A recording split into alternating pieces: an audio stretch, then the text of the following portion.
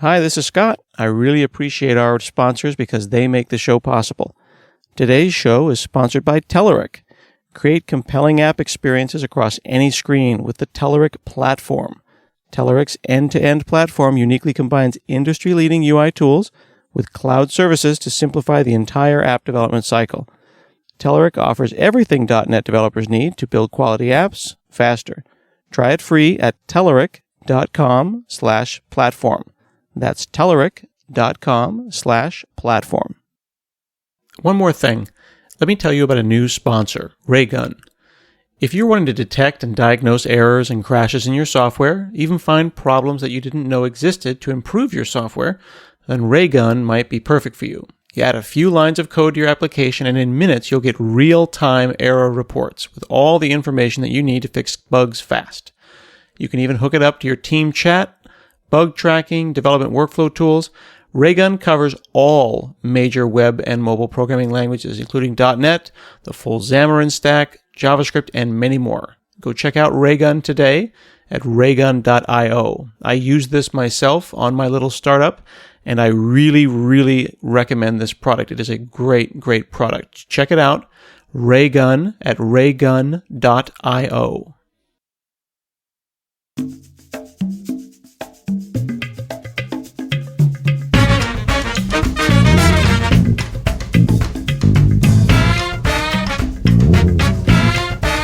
From HanselMinutes.com, it's Hansel Minutes, a weekly discussion with web developer and technologist Scott Hanselman.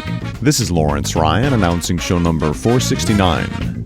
In this episode, Scott talks with Rhian Lewis about the state of Bitcoin.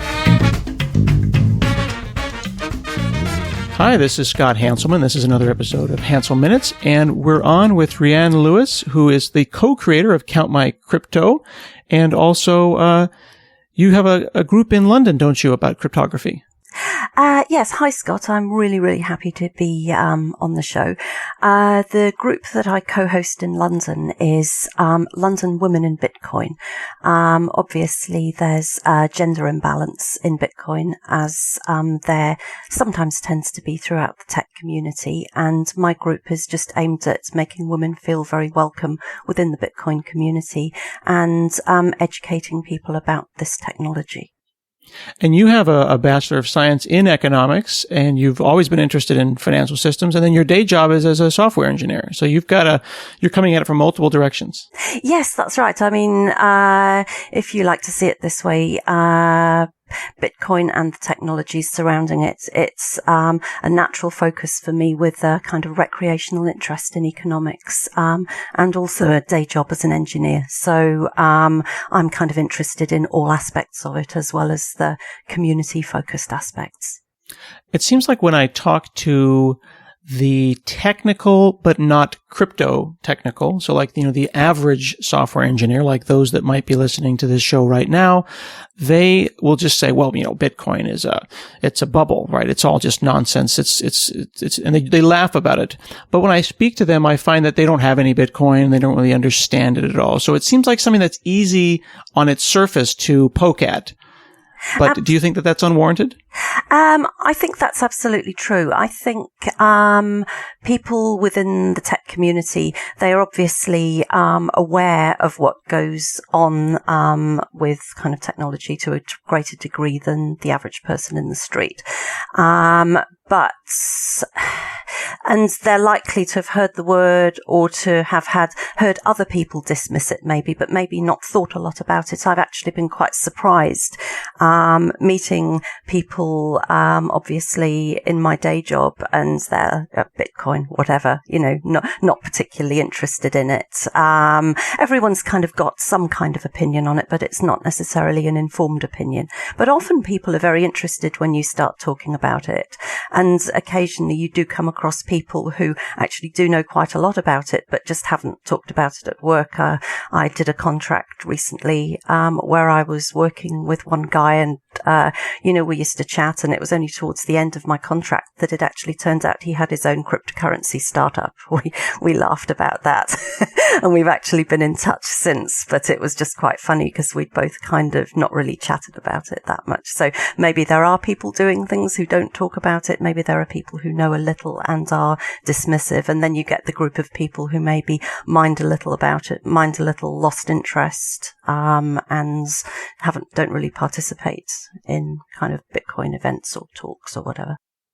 Do you think that you have to be an engineer to be in cryptocurrency? Absolutely not. But I do think you have to have an interest in the technology. I think the critical thing for me is, if you think of it in terms of fiat money, i.e., typical country-based currencies like the dollar or the pound, you don't need to know anything about economics to pull out your credit card or pull out a dollar or pull out a pound and spend it. In the same way, you don't need to know about technology to use Bitcoin. But I don't really agree with dumbing down what it is, because handing somebody a Bitcoin wallet and saying, or helping them set it up and saying, now go out and buy Bitcoin without explaining the risks, the technology, it's like pulling the pin out of a hand grenade and handing it to somebody.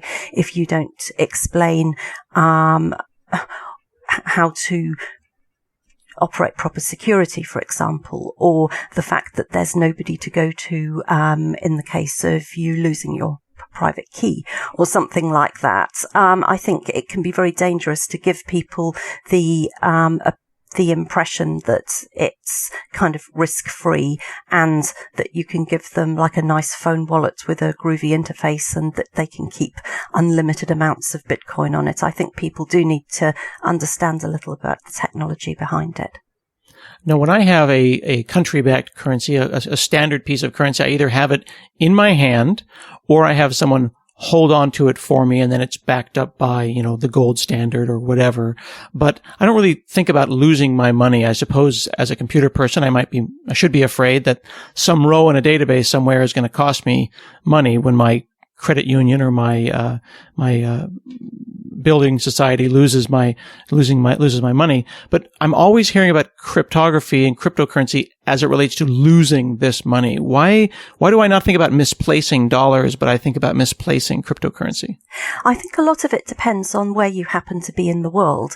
I mean, in the United States and in the UK, we haven't had recent events where there have been a run on the banks, for example. But in fact, in the UK in 2008, there was a run on one bank, Northern Rock, which was then bought by another bank and helped out by the government. But the government stepped in to prevent disaster. But in many ways, people are quite complacent about other currencies, world currencies, as it were, like the dollar and the pound or the ruble or whatever. But recent events in Russia have shown that, perhaps normal, in quotes, currencies aren't quite as safe as people think. And it's fascinating that certainly people I've met, there seems to be a greater number of people who are interested and aware of Bitcoin from countries where there's been financial instability, because maybe they tend to see it as less of a risk than perhaps their own currency. It's all about perception, really. It is all about perception. And of course, if you hold Bitcoin, you hold it yourself. You're not giving it to somebody else. A lot of people don't realize that their money in the bank is not in fact their own money. They are a creditor of the bank, so that if anything happens to the bank, it's not your money that you're retrieving. The bank chooses whether to pay it back to you. And of course there are guarantees. I'm not kind of scaremongering or anything like that. I never scaremonger. I'm just saying that Bitcoin is perhaps a more viable alternative than a lot of people realize when it comes to taking responsibility for money. But of course, at the moment, it's a technology that's in its infancy. It's very volatile. So you obviously wouldn't, I make sure that I don't recommend to people who, go out and buy a whole load of Bitcoin, because we've all seen what happens to the price. And it would be very unfair of me to recommend that people invest large sums of money in Bitcoin when it could be, well, I mean, it's, $238 this morning, and obviously it's been up at over $1,000. It's volatile. So, for me, a lot of the importance of Bitcoin is in transacting small amounts of money. I mean, it has its value as an investment, a place where you can store money, but it also has a huge amount of value as a transaction tool for smaller amounts, especially for people who might not have access to traditional banking. Mm-hmm. The point that you made just a few moments ago about the bank is really holding my money, but I am a creditor to the bank. That was an interesting reminder. It's one of those things that I think we all intellectualize, but we don't think about a whole lot. Like if I have more in the U.S., more than $300,000 in the bank, only $250,000 of that is guaranteed, and that's guaranteed simply by the government. So there's a chain of trust that goes all the way up to, do we trust this country? And to your point, depending on the country you live at, you may not trust that country at all. Where am I placing my trust if I am holding Bitcoin? Where is the value? What is the backing of that coin? Well, the point about Bitcoin is that you don't have to trust anyone, because it's the Bitcoin protocol. It's a peer-to-peer ledger, so nobody holds the central ledger that you're dependent on. The ledger is decentralized and distributed among thousands of nodes. So in less technical terms, this just means that because a copy of the ledger is held in so many places, if somebody tries in some way to game the system, the blockchain, which is the underlying technology that underpins Bitcoin, corrects itself. So, for example, when you send Bitcoin from one Bitcoin address to another, that requires multiple confirmations before the transaction is deemed to have thoroughly occurred. So you're not dependent on a bank, on somebody in a bank saying this money exists and I'm going to transfer it here. You're not dependent on a bank's security systems, for example. The power of Bitcoin lies in its network. That's the strength, the network effect. Why is it so volatile, though? Why was it 1,000 and why is it 250 now? Is that does volatility in a currency, isn't that typically based on the trust we put in the backers of that currency? So if I feel the dollar is dropping, then that means that general trust towards the U.S. is less. What are we not trusting that is causing Bitcoin to be so volatile? It's perhaps not that simple, although what you say is true. We certainly see it with different world currencies, but it's not the whole picture. One issue with Bitcoin has been that because the price started just so low when it was first mined, there's a fair amount of concentration in the hands of quite a few people, and if people as people will understand, the principles of economics are determined by supply and demand.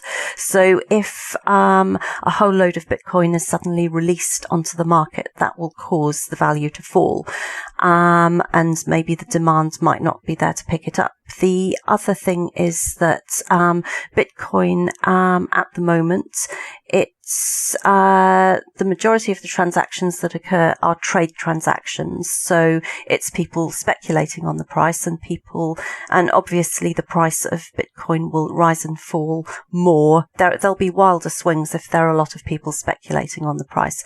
Whereas if it was just purely in demand as a transactional currency, we'd see less volatility. But what's very interesting is that recently we've seen a lot of large corporations announcing that they will accept Bitcoin. For example, Microsoft has, and companies like Virgin, PayPal for some purchases, and Dell's another famous one, and you'd assume that when a company makes this kind of announcement, intuitively you'd think that this would cause the price to rise. In fact, we've seen the reverse, which is counterintuitive, but all this means is that when, say, Microsoft decides to accept Bitcoin. People who've got Bitcoin will get all excited about it. Wow, that's so cool. I can buy something with Bitcoin. So they go off, they buy something, and then the corporation will cash out the Bitcoin. So for dollars. So that will cause the price to fall. That's one theory. But of course, the other thing that you have to remember is that cryptocurrency isn't all about Bitcoin. It's the major part of the story, but it's not the whole story. Which is actually two things that you brought up there. I want to get to the other part of the story, but also the disparity. There was an article that's rather a bit old, but it implied that somewhere around 1,000 people own about half the Bitcoins. It's a few years old, this article, but this idea that the long tail is really, really long. A whole lot of people own a Bitcoin or two, but the early adopters have, many, many, many tens of millions of dollars, to put it into different terms. That disparity can be a little bit, concerning. We have no way of knowing who those people are. It could be you, for all we know, who has tens of millions of dollars in Bitcoin. Is that a feature that there's such a wealth disparity in this new currency? I think it's an interesting anomaly that over time will probably level out. But of course, the anonymous nature of the Bitcoin network means that we will never know exactly who owns what. And that, of course, is why Satoshi Nakamoto has chosen to be anonymous. Well, they've probably chosen to be anonymous for a variety of reasons, but people would theorize that could be one of the reasons. We will never know. I want to take a moment to thank our sponsor, Syncfusion. Syncfusion's mobile, web, and desktop controls are trusted worldwide, but did you know that they also provide educational resources? The Succinctly series of free ebooks has great content on popular technologies in 100 completely ad-free pages. These books are written by industry experts, and topics range from Cassandra to Node.js to Windows 8.1. They are available for Kindle apps and in PDF format, and new ebooks are released each month, so browse their library at syncfusion.com to download your free ebook today.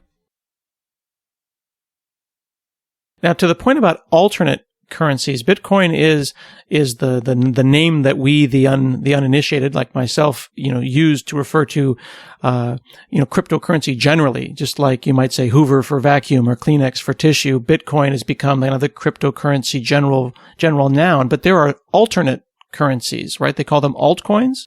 Yes, that's right. Alternate currencies and alternate uses for the blockchain, which I guess we could chat about a bit later, because people sometimes say that maybe Bitcoin isn't the killer app for the blockchain. It's one application of blockchain technology, but financial transactions aren't the end of the story. I mean, we can come to that later. But yes, there are, I believe there have now been more than 700 different cryptocurrencies, which is a huge number. On CountMyCrypto, we carry just over 500 because I prune from time to time to get rid of some of the kind of non-existent anymore or pointless coins. But it's interesting to see how the whole thing's evolved, certainly in the year since we've been going. It's you get different types of currencies. The thing is, people in the Bitcoin community are deeply skeptical as a whole about the other altcoins, because they say a lot of energy is going into alts that should probably be going into Bitcoin and focusing people on mainstream adoption. But my view is that it's kind of like this amazing kind of melting pot of creativity and experimentation, and people are able to do things with different altcoins that they wouldn't be able to do with Bitcoin because of where Bitcoin is. There's a lot of inventivity going on, and you have different coins for different purposes, like one of the ones I'm most interested in is Folding Coin, which is actually a medical research coin where people in the network are using their computational power to run research into Alzheimer's disease, and in exchange they're rewarded with tokens for the amount of effort they put in. So instead of kind of using up energy Bitcoin mining, the computational energy is going towards something useful. So you have ideas like that. You have networks like MadeSafe, which is basically an infrastructure network with tokens, as well as all the kind of community-focused coins, like I guess almost as many people have probably heard of Dogecoin now as they've heard of Bitcoin. And that's it's just a lovely community. They raise a lot of money for charity. There's a lot of tipping that goes on because in terms of microtransactions, cryptocurrencies are just awesome for tipping people and so on. There's a lot of fun in the altcoin community. There's a fair amount of trading and speculation, and there's genuine kind of economic endeavor going on as people push the boundaries of what's possible. There are all the anonymous type coins like Darkcoin, Blackcoin. It's interesting times for alts. Of course, the capital value of the alts is a lot less than Bitcoin, but in a way that makes it a much more risk-free environment for people to experiment.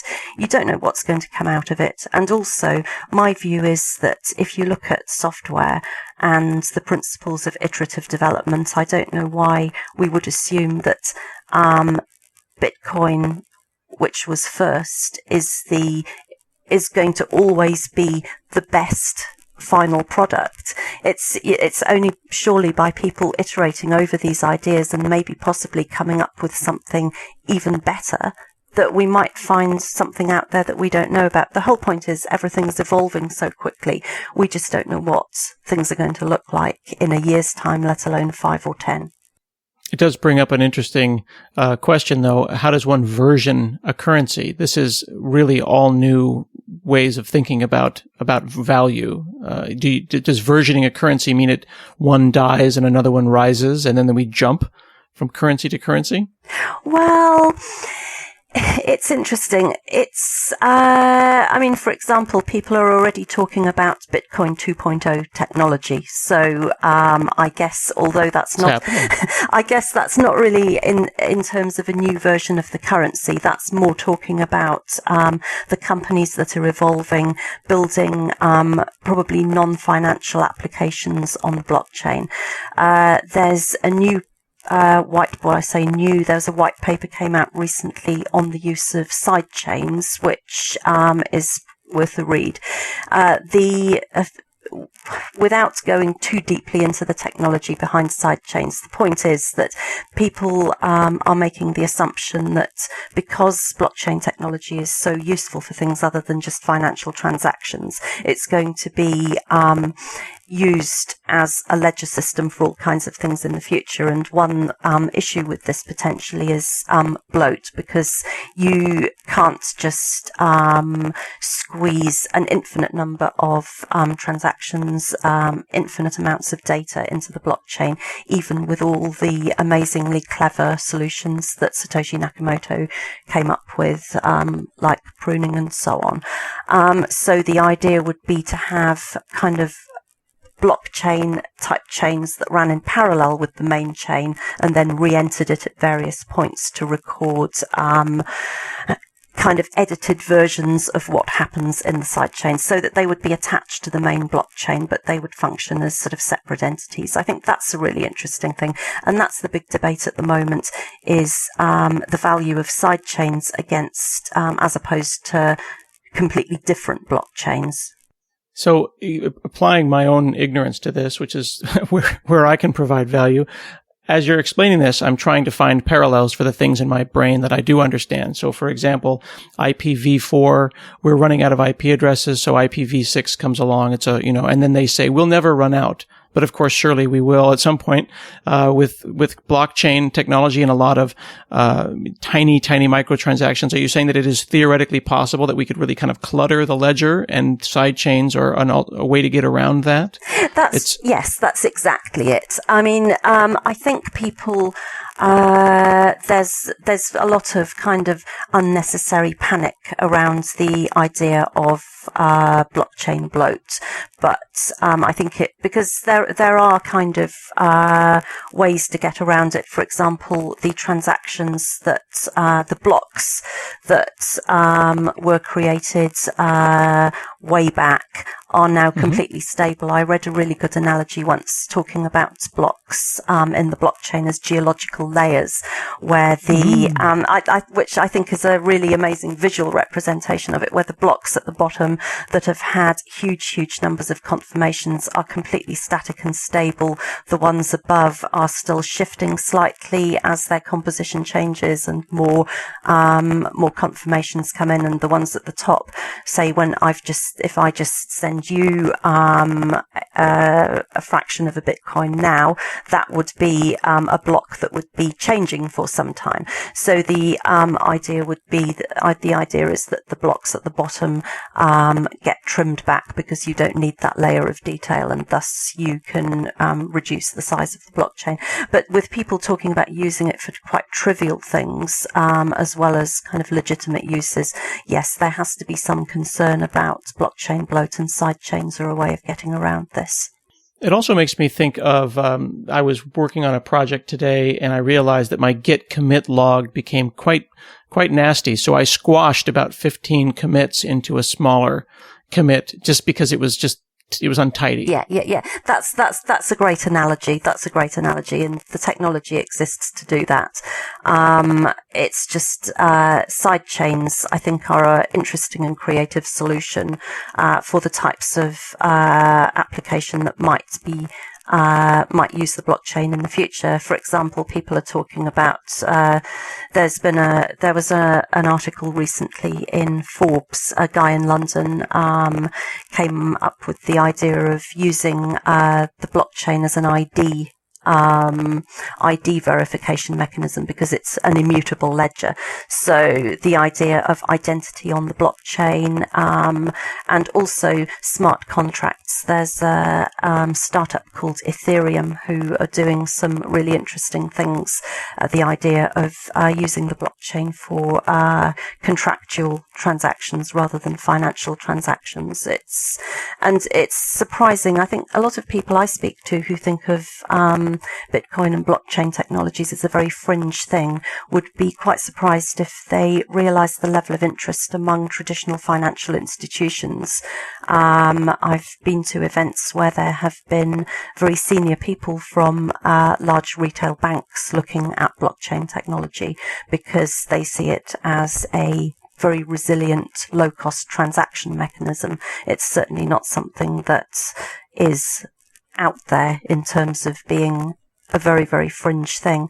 I mean, I think it would be a shame, though, if these technologies just became co-opted into existing structures, because one of the amazing things about Bitcoin and blockchain technology in general is opening up this ability to transact among people who just don't have that ability at the moment. And it's no surprise, really, that there are so many startups targeting the developing world, because you have all these people that it's not profitable for the banks to deal with, so they end up being abandoned and not able to transact outside their smaller communities, or they're dependent on remittance companies that charge large fees, or the various mobile phone networks like M-Pesa in Kenya, which again, people are used to using their phones for transmitting money in many countries, but they get charged for it, whereas the transaction fees with Bitcoin are incredibly small. So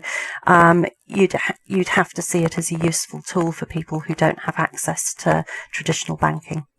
It's interesting. You've mentioned that a number of times, and I would think that as software engineers, you and I are certainly, in the, they always say the 1%, maybe not the 1%, easily the 3%. We have access. We have knowledge, we have education, but you have mentioned a number of times that Bitcoin, which is something that I would think of as only the most advanced software engineers having understanding of, and you are saying it is the most disadvantaged amongst us that will benefit the most from Bitcoin if we do this right. That's what you're saying. I believe this. I mean, the worst thing of all possible worlds with Bitcoin's volatility would be people going out and encouraging people who didn't have very much money to invest in something that they didn't understand where the price could drop. But I do believe that the price will stabilize over time. And I also believe that for transferring small amounts of money, and with the current wave of phone wallets and so on, it's just incredibly easy. I mean, that's the appeal of it, really. You don't, as we said right at the beginning of our chat, you don't need to be technical in order to use Bitcoin in the same way that you don't need to be technical in order to use a credit card. You can pull out your phone wallet, scan a QR code on someone else's phone, send the money. It's incredibly easy, and I use it myself, just almost without thinking about it. If I want to buy something from someone in the States, I'll always ask if they have a Bitcoin option, because it's just really, really easy. So it's just so much easier than using PayPal or a bank or whatever. You get quite kind of lazy about, if I then have to buy something online with a credit card, I'm like, what? I've got to type in all these numbers. I've got to remember passwords, whatever. I can't just scan this code and go, It's very, very user-friendly technology. One of the things that I think is interesting that I kind of want to close on is that there's a lot of concern, again, from perhaps the uninitiated and the uneducated, and I am doing my very best to learn about this myself, is that the misconception that Bitcoin is completely an anonymous medium of exchange. Therefore, the bad guys will do all of their business with Bitcoin. Like the terrorists are going to win and it's because of Bitcoin. But even though there's a kind of anonymity, the ledger is public, is it not? I mean, it is, then there are ways to eventually get down to the location of a person. And they actually used, the Bitcoin public ledger during the conviction of, Ross Ulbricht, in the Silk Road. Absolutely. I mean, people, although you can, go to great lengths to anonymize yourself, there are much more efficient ways than Bitcoin to be anonymous. And I think the media just loves to seize on the idea of Bitcoin as being this kind of thing that the bad guys use because it's anonymous, in quotes. Whereas in fact, I think your average terrorist or criminal is much more likely to go and buy something with dollars, because that is a lot more anonymous than Bitcoin. I just think it's the hysteria over it is a real shame, because it's clouding the genuine opportunities for good that is offered. Terrorists and criminals make great headlines. What else can I say? Yeah, indeed. It seems like simply taking a whole lot of money and putting it in a sack and maybe wearing gloves when you use your money is a much more anonymous way to do bad things. Absolutely. It would be really great to hear you talk, because although I'm a software engineer and I've got my altcoin site, I'm not in any way a Bitcoin engineer. It would be great to hear you talking to one of the Bitcoin core developers sometime, because, I must emphasize I'm an interested layperson, not a Bitcoin scientist. Indeed, and I appreciate you saying that. Maybe you could help make an introduction to me and we'll have them on the show sometime. Cool. That would be awesome. Fantastic. Well, I really appreciate you taking the time, Rhian Lewis. She is a cryptocurrency trader. She's a co-developer of the website CountMyCrypto and also co-hosts the London Bitcoin Women. Thanks so much for chatting with me today. Thank you so much for having me on. This has been another episode of Hansel Minutes, and we'll see you again next week.